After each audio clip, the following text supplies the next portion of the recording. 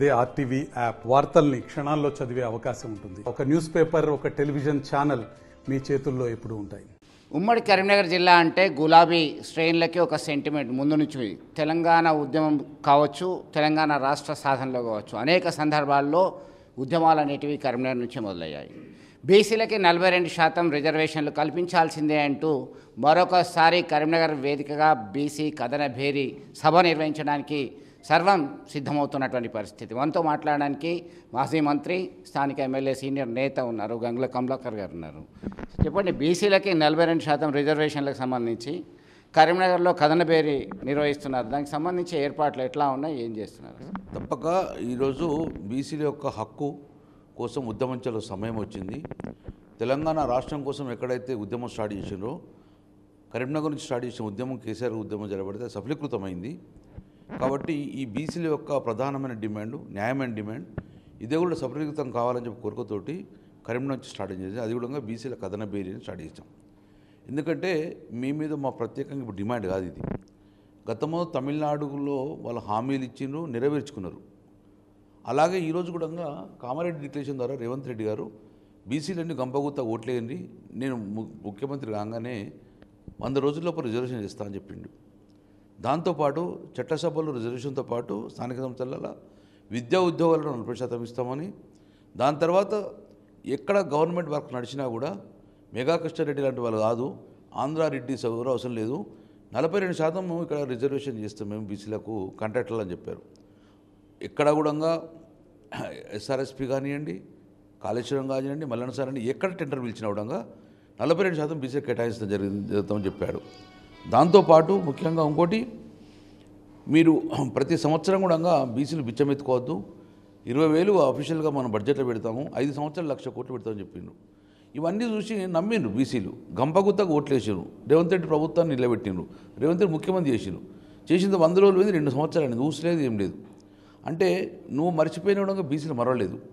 నువ్వేదో మాట ఇచ్చినా తప్పించుకోపోతా అని చెప్తే బీసీలో ఆ న్యాయమైన కోరుకోవటం డిమాండ్ చేయాల్సింది. దానికి వారికి అండగా బీఆర్ఎస్ పార్టీ ఉంటుంది. ఎందుకంటే 5, 6, 7 ఢిల్లీలో కాంగ్రెస్ పార్టీ ఒక ట్రైన్ తీసుకెళ్ళిండ్రు, ఆందోళన చేసిండ్రు, ప్రెషర్ చేస్తున్నాం కేంద్ర ప్రభుత్వం మీద అని చెప్పేసి స్వయంగా ముఖ్యమంత్రి కావచ్చు, పీసీసీ అధ్యక్షుడు కావచ్చు, వాళ్ళు ప్రకటనలు చేశారు. 5, 6, 7 తర్వాత ఎక్కడ ప్రెజర్ బిల్డప్ చేసిండ్రు? 5, 6, 7లో మీరు ఢిల్లీలో ఏం చేసిండ్రు? ప్రధానమంత్రి అపాయింట్మెంట్ అడిగినరా?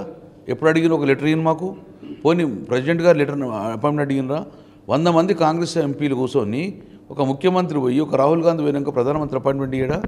ఈ రోజు కూడా ప్రధానమంత్రి అపాయింట్మెంట్ 42% కోసం అడగలేదు. ప్రెసిడెంట్కు మొక్కుబడి అడిగినారు, జంతర్ మంత్రి ధర్నా చేసి వచ్చారు. జంతర్ మంత్రి ధర్నా చేస్తే 40% రిజర్వేషన్ వస్తుందా? 3 రోజుల తర్వాత 4 రోజులు తెలంగాణకి ఎందుకు వచ్చింది? మీరు రావాల్సిన అవసరం ఉన్నది. జయలలిత వచ్చిందా? న్యాయమైన కోరిక 42%, మాకు 69% డిమాండ్, 60% బీసీ రిజర్వేషన్ వచ్చినాకనే తమిళనాడు వస్తా అన్నది. అప్పుడు మరి మీరెందుకు తొందరనే వచ్చి ఇక్కడ చేసే పని ఉన్నది? మీకు రిజర్వేషన్ ఇంపార్టెంట్ ఉన్నప్పుడు మీరు తెలంగాణకు ఎందుకు వచ్చారు? అంటే మొక్కుబడిగా చేసేసి తెలంగాణలో ఉన్న బీసీలను మోసం చేసి దగా చేసే కార్యక్రమం ఉన్నది. దగా చేసి నువ్వు మర్చిపోతే మేము మరవనీయద్దని చెప్పి కరీంనగర్లో కథన పేరు పెడుతున్నాము.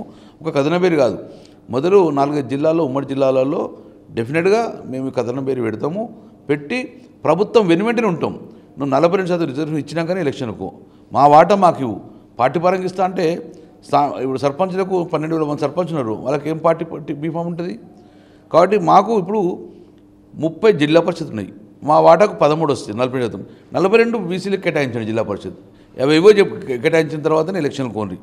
మున్సిపల్ కార్పొరేషన్ ఉన్నాయి 100 దాకా, అందులో మాకు వాటా 42% ఎవరు రిజర్వ్ చేసినాకనే మీరు ఎన్నికలు కోండి.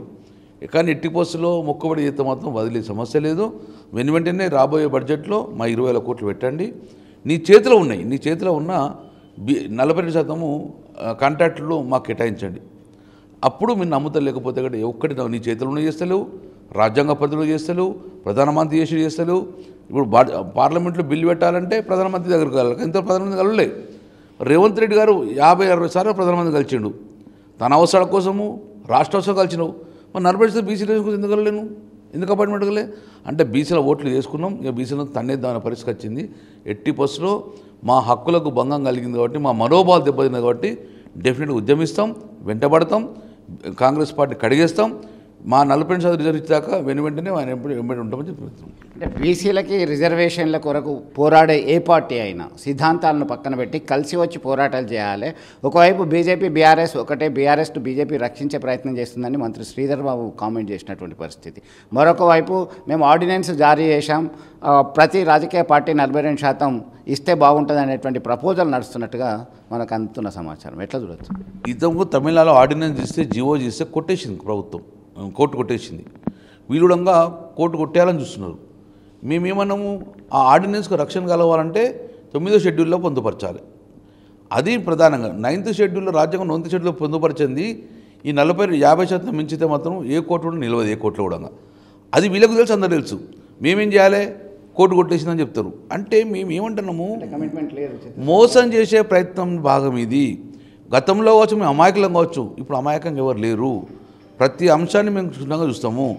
రాజ్యాంగ పరిధిలో ఉన్న ఆ రాజ్యాంగంలో 9వ షెడ్యూల్ చేరిస్తేనే దీనికి ప్రొటెక్షన్ వస్తుంది. అప్పటిదాకా దీనికి ప్రొటెక్షన్ ఉండదు, స్టాండర్డ్ ఉండదు. మీ మోసం మాట నమ్మరు. మీరు చిత్తశుద్ధితోటి అఖిలపక్షం తీసుకెళ్ళండి, ప్రధానమంత్రి కలవండి, పార్లమెంట్లో బిల్లు పెట్టండి. తద్వారానే దీనికి ప్రొటెక్షన్ వస్తుంది తప్ప మేము ధర్నా చేస్తాము, బస్సు తీసుకుపోతాము, ట్రైన్ తీసుకుపోతాము అంటే ఇక్కడ ఎవరు నమ్మే పరిస్థితి లేదు. మాకు రాబోయే ఎన్నికలలో చట్టబద్ధంగా, ప్రభుత్వ పరంగా చట్టబద్ధంగా 40% రిజర్వ్ ఇవ్వండి. మీ పార్టీ బిచ్చగాలగేసే మీ పార్టీసే కాదు, నీ పార్టీతో ఇంకో పార్టీ ఇవ్వకపోతే అప్పుడు ఏం చేస్తావు? కాబట్టి 80% 40% చట్టబద్ధత కలిపియండి, అప్పుడే ఎలక్షన్కి పోండి. మీరు ఒక ప్రధానమైనటువంటి డిమాండ్ చేస్తున్నారా? ఎందుకంటే కార్పొరేషన్ చైర్మన్ కానీ ఇతర రాజ్యాంగబద్ధమైనటువంటి పదవులు ఇప్పుడు స్టేట్ లెవెల్లో ఉన్నటువంటి దానిలో 42% ఇవ్వాలని చెప్పి కోరుతున్నారా, డిమాండ్ చేస్తున్నారు? సంఖ్యాపరంగా రాజ్యాధికారం రావాలి బీసీలకు అని, మేమెంతో మాకంతా అని రావాలి, అది నినాదం. రేవంత్ రెడ్డి గారికి నిజంగానే చిత్తశుద్ధి ఉంటే, బీసీలపై ప్రేమ ఉంటే రాజ్యాంగ పరిధిలో ఫస్ట్ పక్కకు పెట్టండి. మోదీ దగ్గర చేసేది నీ చేతిలో ఉన్న ఇవ్వండి. 18 మంత్రులలో మాకు 8 రావాలి, 42% అంటే 8 రావాలి. 3 ఇచ్చినావు, ఇంకా 5 ఇచ్చేసి నీ చేతిలో ఉన్నది ఇది.